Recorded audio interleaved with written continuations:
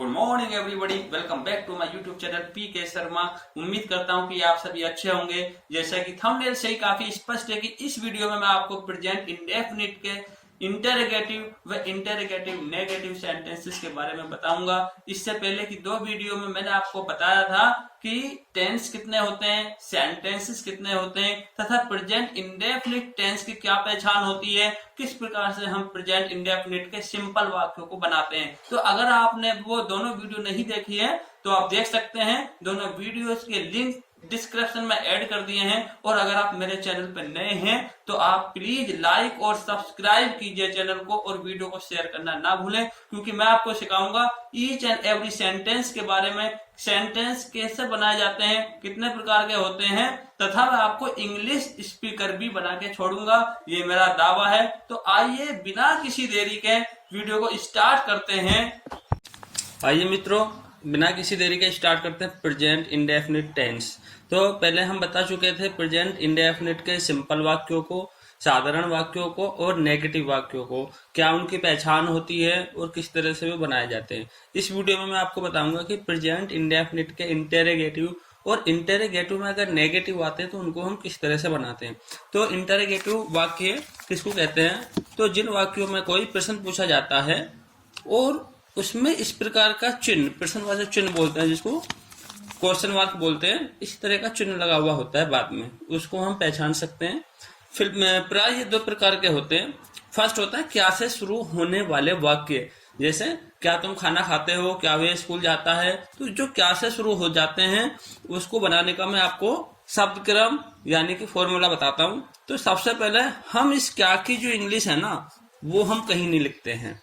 सिर्फ हम जो अपने सेंटेंस को शुरू करते हैं वो हेल्पिंग वर्ब से शुरू करते हैं। और मैं पहले ही बता चुका हूं कि इस प्रेजेंट इंडेफिनिट के अंदर हमारी दो ही हेल्पिंग वर्ब है, डू और डज।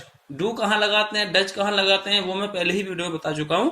तो सबसे पहले हम क्या लगाएंगे इसमें, helping verb plus subject. Subject की क्या पहचान होती है वो मैं बता चुका हूँ अपनी पिछली वीडियो में, आप देख सकते हैं, डिस्क्रिप्शन में लिंक में ऐड कर चुका हूँ। उसके बाद में फिर हम लगाते हैं मेन वर्ब, जो मुख्य क्रिया होती है उसकी फर्स्ट फॉर्म, प्लस ये ऑब्जेक्ट लगा देते हैं। उसके बाद में फिर लगाते हैं अदर्स, जो रेस्ट ऑफ द पार्ट होता है सेंटेंस का।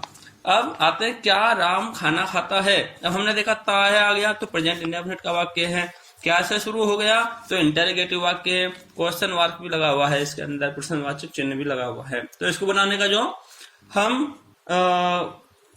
अपने फॉर्मूला के अकॉर्डिंग बनाएंगे तो ये कभी भी गलत नहीं बनेगा। तो फॉर्मूला क्या कहता है कि हेल्पिंग वर्ब। अब हमें देखना है हेल्पिंग वर्ब सब्जेक्ट के अकॉर्डिंग लगती है। तो राम एक वचन है और थर्ड पर्सन है, तो हमने बताया था एक वचन थर्ड पर्सन के साथ में हम डज का प्रयोग करते हैं। तो क्या लगाएंगे हम, डज। उसके बाद में क्या लगेगा, सब्जेक्ट। सब्जेक्ट क्या है हमारा, राम। उसके बाद क्या, मेन वर्ब। मेन वर्ब मैंने बताया था जिसके बाद में भी ना आता हो, खाना, नहाना, उठना, बैठना, हंसना। तो इसमें है खाना, खाता जो है। तो डज राम ईट, तो ऐसे ये इसके अंदर नहीं लगाएंगे, फर्स्ट फॉर्म लगाएंगे। क्या खाता है, खाना। Does Ram eat the food, और हम इसके बाद में क्वेश्चन मार्क जरूर लगाएंगे। नंबर 2 वो होते हैं जिनमें प्रश्नवाचक शब्द वाक्य के बीच में आता है। प्रश्नवाचक शब्द भी जो होते हैं बहुत होते हैं, जैसे कि कहाँ, किसने, किसको, कब, कैसे, क्या।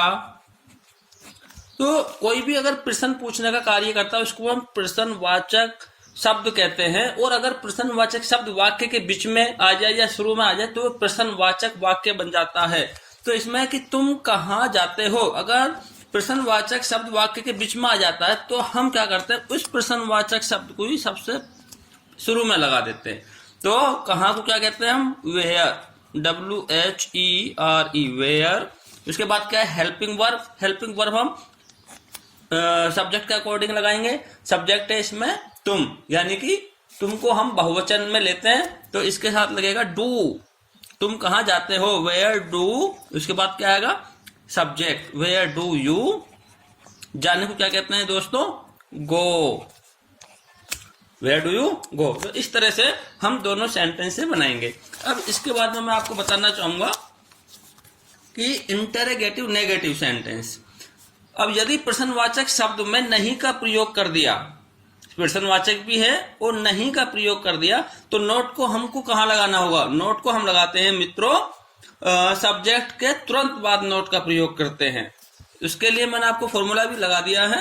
सबसे पहले लगाएंगे हम क्या से शुरू अगर वाक्य हो रहा है हमारा, तो सबसे पहले हम लगाएंगे हेल्पिंग वर्ब, उसके बाद लगाएंगे सब्जेक्ट, फिर लगाएंगे नोट, फिर लगाएंगे मेन वर्ब की first form plus object plus others. उदाहरण देख लेते हैं। क्या वह स्कूल नहीं जाता है? क्या आ गया? और नहीं का प्रयोग हो गया, जाता है हो गया, तो प्रेजेंट इंडेफिनिट टेंस है हमारा। तो सबसे पहले हम लगाएंगे हेल्पिंग वर्ब। हेल्पिंग वर्ब हमें पता है वह के लिए हम डज का प्रयोग करते हैं, डज। उसके बाद सब्जेक्ट क्या है? ही। उसके बाद नोट लगाएंगे, नोट। फिर उसके बाद मेन वर्ब की first form go to the school. Does he not go to the school? Very simple, कोई भी बना सकता है अगर फॉर्मूले को फॉलो करता है तो।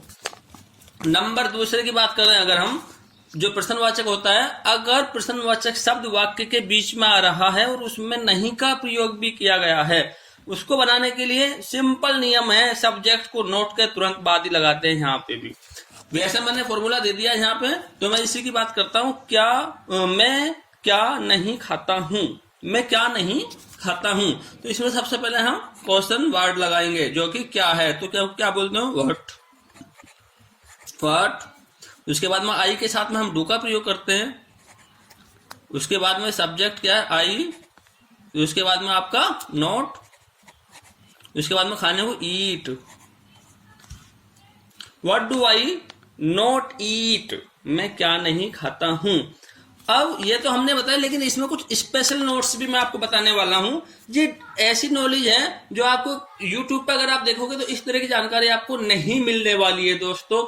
इसलिए मैं आपको बता रहा हूं, बार बार कह रहा हूं कि अगर आप चैनल पे नए हैं तो इसको सब्सक्राइब कर लीजिए। आपको आने वाली वीडियोज में बहुत ही डीपली जानकारी मिलने वाली है और आप एक गुड स्पीकर जरूर बन जाएंगे अगर आप मेरे चैनल को सब्सक्राइब करेंगे और आप मेरी वीडियोज को देखेंगे।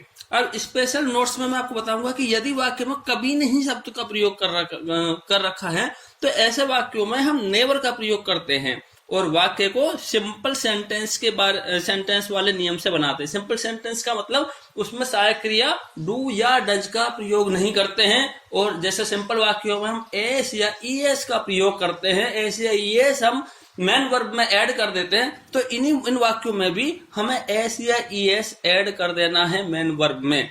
जैसे कि राम कभी दिल्ली नहीं जाता है, अब कभी नहीं का प्रयोग इसमें हुआ है तो हम नेवर का प्रयोग करेंगे, और नेवर का प्रयोग करते वक्त हम सिंपल वाक्य की तरह बनाएंगे, ना कि नेगेटिव वाक्य की तरह। जैसे कि इसका नियम में फिर वही राम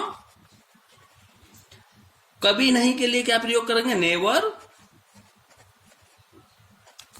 जाने को क्या बोलते हैं? गो। लेकिन एक वचन थर्ड पर्सन के साथ आप एस या ईएस लगाएंगे क्योंकि हम इसको सिंपल सेंटेंस की तरह बना रहे हैं। तो Ram never goes to Delhi, DELHI Delhi. ठीक है जी। तो इस तरह से हम बनाएंगे। द इसके सामने नहीं लगाएंगे दिल्ली के सामने, क्योंकि it is a proper noun, और प्रॉपर नाउन से पहले हम दा का प्रयोग नहीं करते हैं। इसके लिए मैं एक अलग से सेपरेट वीडियो बनाऊंगा कि कहाँ पे हम दा का प्रयोग करते हैं, कहाँ पे AN का प्रयोग करते हैं। ठीक है जी। तो स्पेशल नोट्स मैंने आपको बता दिया। अगर कभी नहीं का प्रयोग हुआ है तो कभी नहीं के लिए हम सेंटेंस को नेगेटिव की तरह नहीं बना के नेवर का प्रयोग करेंगे और उसको सिंपल सेंटेंस की तरह बनाएंगे। अगर जरूरत होती है तो उसमें एस या ईएस लगा देते हैं। ठीक है जी। एक मैं और आपको स्पेशल नोट आपको दिखाता हूं, बताऊंगा कि यदि वाक्य में कोई बात जोर डालकर कही जाती है, जैसे कि मैं काम करता तो हूं, अब ऐसे वाक्यों को आप कैसे बनाएंगे? बहुत कंफ्यूजन हो जाता है इस तरह के सेंटेंस में। तो ऐसे वाक्यों में हम साधारण वाक्य में भी हेल्पिंग वर्ब का प्रयोग करते हैं, यानी कि डू या डज का प्रयोग करते हैं और एस या एस नहीं लगाते हैं। जैसे कि सेंटेंस है मैं स्कूल जाता तो हूं। अगर कोई पूछ लिया किसी ने कि भाई इस सेंटेंस को बनाओ, मैं स्कूल जाता तो हूं, तो बहुत ज्यादा कंफ्यूज हो जाते हैं। तो का क्या लगाना है जी? सिंपल वाक्य, ऐसे सेंटेंस में सिंपल वाक्य में भी हम डू या डज का प्रयोग करेंगे, सहायक क्रिया का प्रयोग करेंगे और सेंटेंस को सिंपल तरीके से बना देते हैं। तो मैं स्कूल जाता तू हूं, तो इसमें बनेगा I do go to the school. देखो इसमें हमने जाता तो हूं के लिए डू का प्रयोग हमने यहाँ पे कर दिया, जबकि सिंपल वाक्य है I do go to the school. इस तरह से हम वाक्य को बना सकते हैं। तो ठीक है, चलते हैं। अब मैं आपको नई वीडियो में प्रेजेंट कंटिन्यूअस सेंटेंस के बारे में बताऊंगा। एक बार फिर मैं कहना चाहूंगा, अगर आपने चैनल को सब्सक्राइब नहीं किया तो please subscribe my channel and video को शेयर कीजिए और लाइक कीजिए। Okay, thank you, thanks for watching my channel.